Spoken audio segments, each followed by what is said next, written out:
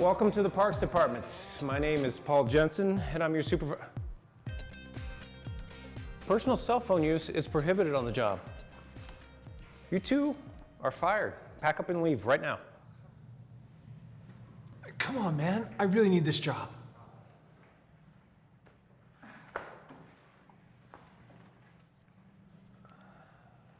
Hey, Megs, Sam.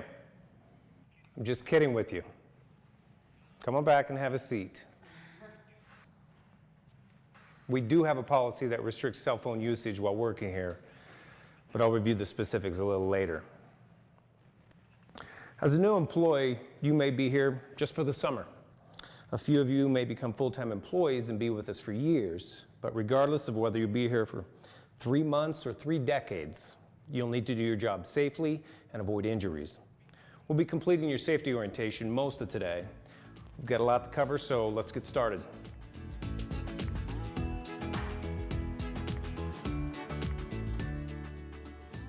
I may have been a little hard on Megs and Sam in the orientation, but I needed to get their attention. We take safety very seriously here at the city. We expect all our employees to take responsibility for their own safety, the protection of fellow employees, and the safety of citizens in our community.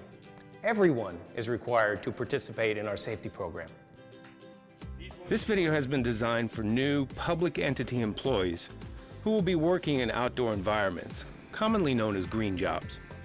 These consist of parks, trails, sports fields, playgrounds, open space areas, forests, and any other outdoor area that includes living green things.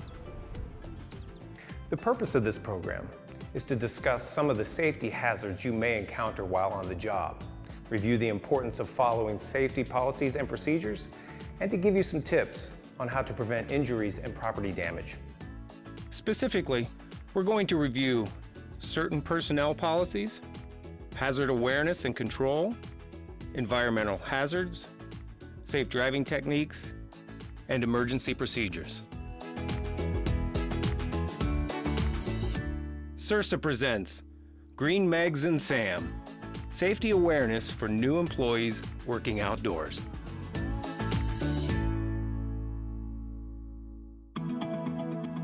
Statistics show that new employees have a much higher injury rate than experienced workers. In fact, 30% of all injuries happen to employees who have been on the job less than 1 year. This is due to inexperience in recognizing job hazards, not knowing the proper way to do a job, personal distractions, immaturity, and other factors. To minimize the potential for serious injury to our new employees, we put everyone through a safety orientation on their first day. We begin by reviewing the city's personnel policies on harassment, drug and alcohol use, workplace violence, the use of electronic devices, and others. We have a policy that prohibits harassment of any person based on their age, race, national origin, gender, disability, religion, or sexual orientation.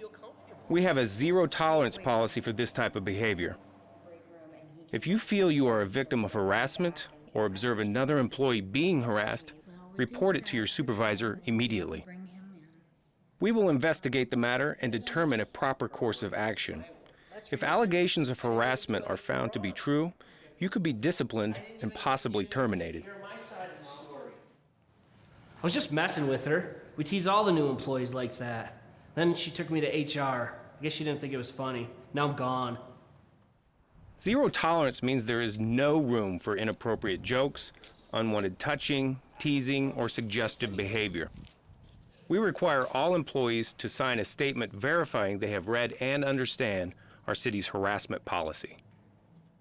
There have been far too many incidents of workplace violence throughout the country. It can happen anywhere, and we have to be especially diligent to prevent an occurrence in our workplace.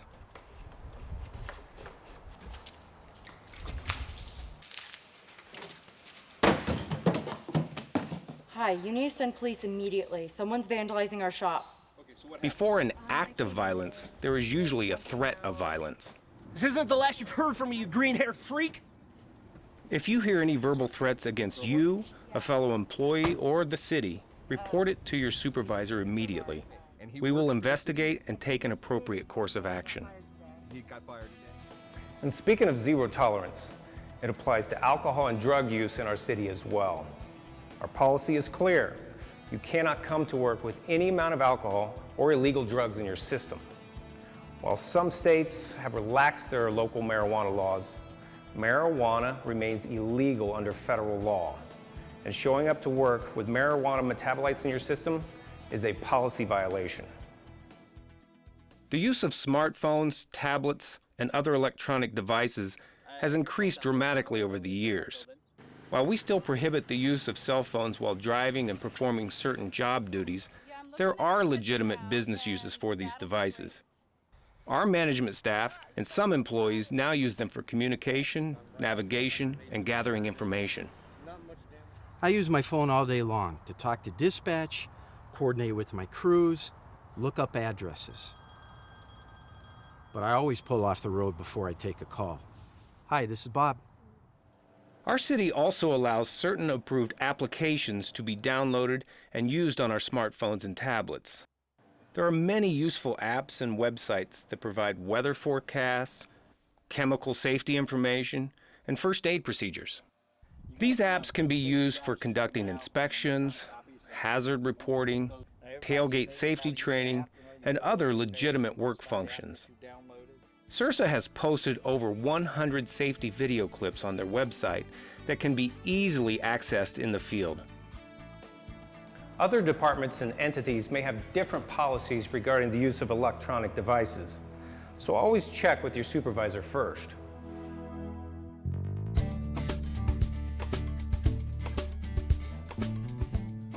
An important part of our safety culture is the ability of our employees to recognize the hazards associated with their jobs and then be able to control those hazards. We want to empower all employees to watch each other's backs. If you see another person performing a job unsafely, we encourage you to intervene and remind them of the safe way to do the job. If you are unsure of the safe way to perform a task, ask your supervisor or an experienced employee. It's better to take a few extra minutes to ensure your personal safety. If you observe a safety hazard, report it to your supervisor immediately. If it is safe to do so, correct the hazard. If you're unable to eliminate a hazard, set up barrier protections, notify your supervisor, and provide warnings of the hazard. To help our employees recognize hazards, we utilize job safety analysis forms, or JSAs, for many of the jobs we perform. They are reviewed with new employees before we let them operate any piece of equipment. It's a good idea to periodically review the correct and safe operation of equipment with all employees. A little refresher safety training never hurt anyone. The JSA will list the personal protective equipment, or PPE, required for each job. Depending on the task being performed, you may be required to wear a hard hat, eye protection, gloves, steel-toed shoes, reflective vests, hearing protection, or a dust mask. You will be issued the proper PPE for your job, and we expect you to use it correctly and keep it clean. Personal protective equipment has been designed to prevent injuries, but only if you use it properly. We were short-handed one day, and I was in a hurry and forgot my safety goggles. I was working over at the chipper when a sliver of wood flew up and cut my cornea. I had to wear an eye patch for several weeks and listen to everyone make pirate jokes. I almost lost my eye. I learned a valuable lesson, always to wear your safety equipment. Employees are expected to wear appropriate work clothing. When Megs first started, she was making some questionable wardrobe choices. Gaga had nothing on her. Can I cut it up? Sandals, cut-off shorts, offensive t-shirts, tank tops, and loose clothing are not acceptable attire. Appropriate work clothing may include a clean shirt, long pants, and work boots. Loose clothing can be very unsafe when working around moving equipment. We also have to be concerned with our city's image, as you will often be working around citizens. Some of our new employees operate equipment that can cause injury or property damage. Many workers, especially seasonals, may not have experience operating this equipment. Our supervisors do their best to train new employees on the safe operation of the tools they will be using. But no matter how much effort we put into training, supervision, and follow-up, some employees still don't get it. What are you doing? Look what you did to my car. Sam was wearing the proper PPE and the equipment was running properly, but it never occurred to him that he could injure a citizen or damage their vehicle. We're proud of our department and the services we deliver to our citizens. We don't need careless mistakes to detract from our mission and the care we put into our work. The discharge from leaf blowers, weed eaters, and mowers must be directed away from people and their vehicles.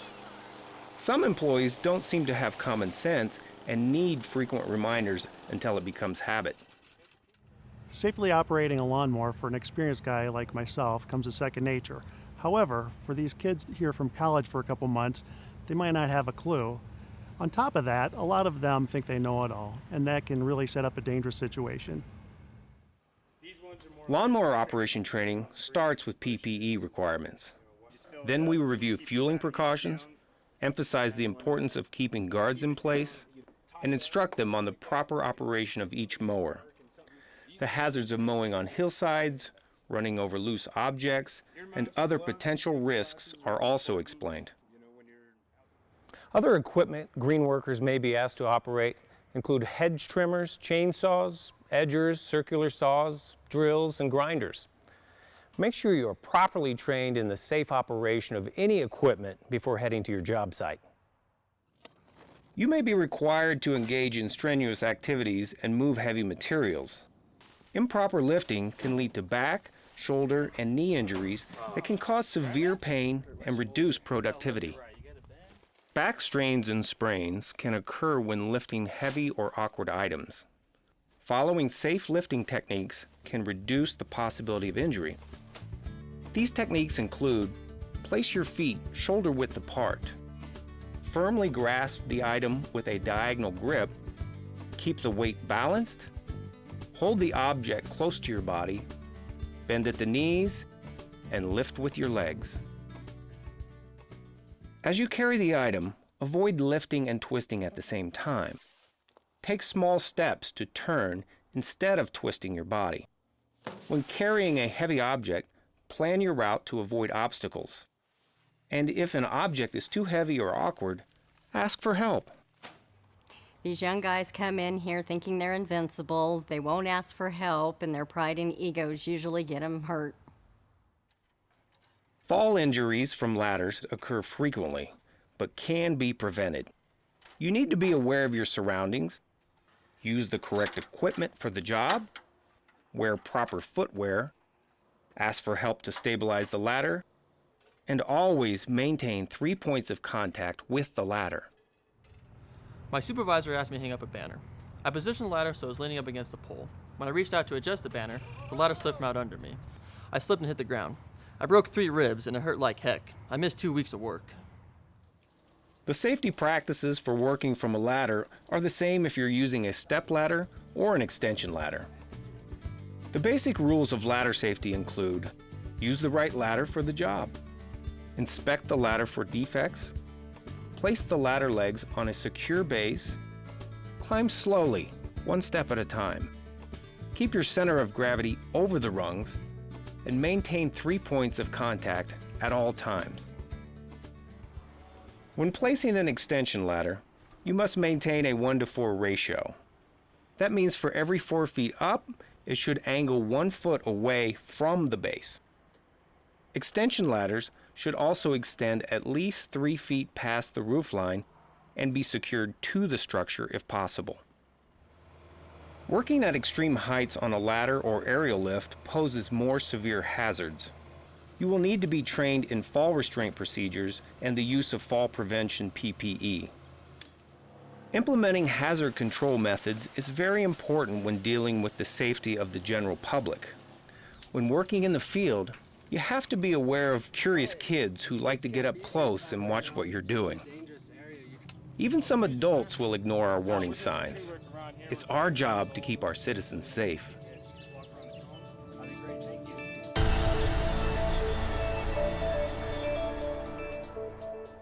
Many of our employees, especially the seasonals, work outside much of the day. There are a number of environmental hazards that you need to be aware of and learn how to deal with. These include heat and sun exposure, insects and animals, poisonous plants, severe weather, and chemical exposures. Hot temperatures in the summer can lead to many problems, including heat-related illness. It's important that all workers recognize the symptoms of dehydration, which may include dizziness, fatigue, confusion, and nausea. I noticed Gary stumbling around. I asked him what he was doing, and I couldn't understand what he said, so I called our supervisor. Turns out, Gary was really dehydrated and had heat exhaustion. During hot days, we encourage frequent hydration with water. Taking regular water breaks to cool off are important to staying healthy. And don't forget to address your nutrition needs. Take the time to eat regularly and supplement the day with healthy snacks. If out in the sun all day, protect your skin with a hat, long sleeves, and pants. Our city supplies bottles of sunscreen, and we encourage regular employee application. It doesn't take long to get a severe sunburn. Long-term exposure to the sun can result in skin damage and possibly cancer. Bee stings and insect bites are possible in working in parks and other outdoor areas. Frequent trash pickup, especially during special events, will help control insects. You will also be trained on how to handle encounters with other animals such as snakes and rodents. Poisonous plants, such as poison ivy, are another hazard when working in wooded or dense growth areas. To avoid exposure, you should wear the proper PPE, which may include long-sleeve shirts, long pants, and work gloves. If you come into contact, seek medical attention immediately. One of the most dangerous environmental hazards we must be aware of during the summer are severe storms with lightning. Monitor weather forecasts so you don't get stuck in the open during a heavy rain or hailstorm. If you see lightning, take shelter immediately and wait for the storm to pass.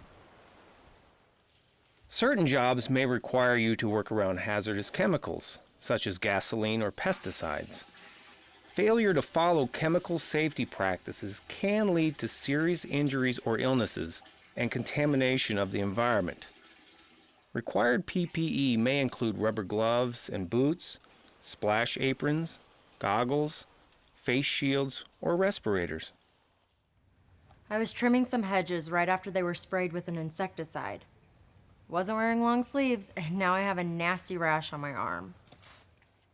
Each of our facilities maintains a manual of safety data sheets for each chemical in use at that location. The safety data sheets describe the hazards for each chemical, required PPE, first aid procedures, and other useful information. Always check with your supervisor if you are not sure about the hazards of any chemical. Personal hygiene is also important when working with chemicals. Carefully remove any contaminated PPE to avoid skin exposure. Always wash your hands thoroughly before eating.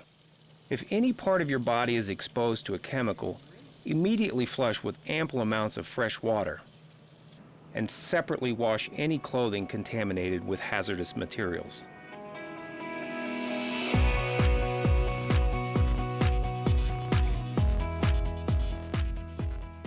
As a new employee, you may be required to drive a city vehicle. Our city maintains strict, safe driving policies that must be followed at all times. One of our supervisors or experienced employees will conduct a field test to check your driving skills. We will observe your use of turn signals, maneuvers through intersections, and other areas. If we feel you need additional training, we won't put you behind the wheel. Whether you're the driver or a passenger, seatbelts must be worn at all times when the vehicle is in motion. Every passenger must have their own seatbelt, so no riding in truck beds or hitching on a utility vehicle. Being distracted while driving is the #1 cause of vehicle crashes. Using a cell phone while driving is strictly prohibited. If you need to make a call or text someone, pull over to a safe area such as a parking lot. Last year, I had to change the playlist on my phone. I looked down just for a second, and bam, I hit the car in front of me. Fortunately, no one was hurt. If you need to tow a trailer, stay aware of the extra length. Make wide turns, watch for other vehicles around you, and take extra precautions when backing. Backing vehicles is a major source of accidents. Try to avoid backing if possible by parking in areas where you can pull through. If you must back up, use your mirrors extensively, turn your head to view all directions, back up slowly, and use a spotter whenever possible. Remember, when you're on city business or in a city vehicle, you are a direct representative for our city. Always be courteous, drive defensively, and obey all traffic laws.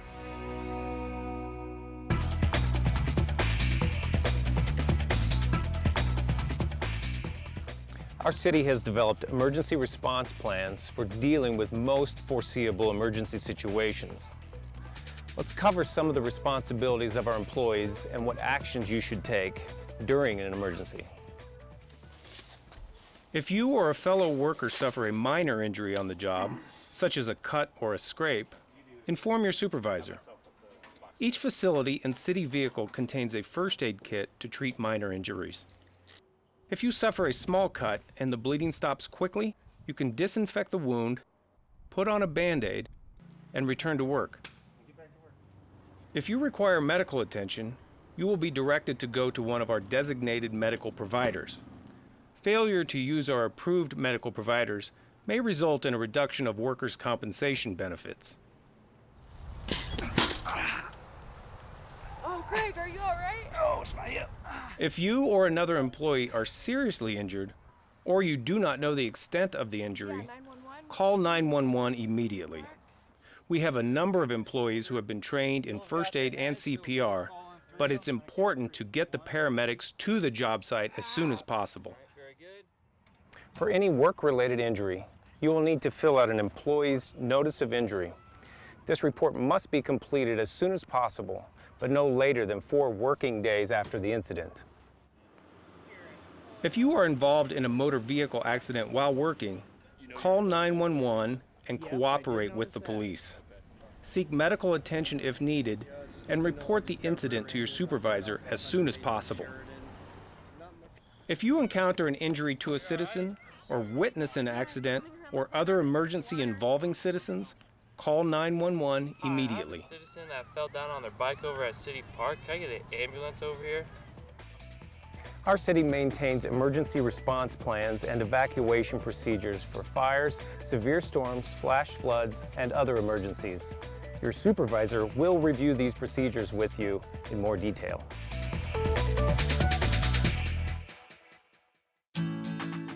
After seeing a few near-miss incidents, I have a whole new respect for our city's safety culture. I'm glad they taught us about safety awareness. Before I learned how to work safely, I was a disaster waiting to happen. Fortunately, I didn't hurt anyone though, and was able to stay healthy myself. I'm proud of Megs and Sam. They learned some important lessons that will help keep them safe. They now understand that a key component of our city's safety culture is to take personal responsibility for the safety of yourself, your coworkers, and our citizens. Working safely will help prevent accidents and serious injuries. Accidents can have a devastating effect on those who are injured and cost the city a significant amount of money. In addition, unsafe work practices may jeopardize your job. Let's review some of the key points we've discussed in this video. Know and understand your city's personnel policies. Stay alert to hazards and learn how to control them. Always use your personal protective equipment. Be aware of potential environmental hazards. Drive courteously and safely. And know what to do in the event of an emergency. I hope this video has given you a better understanding and appreciation for the importance of safety awareness when working outdoors. And always remember that safety is everyone's responsibility.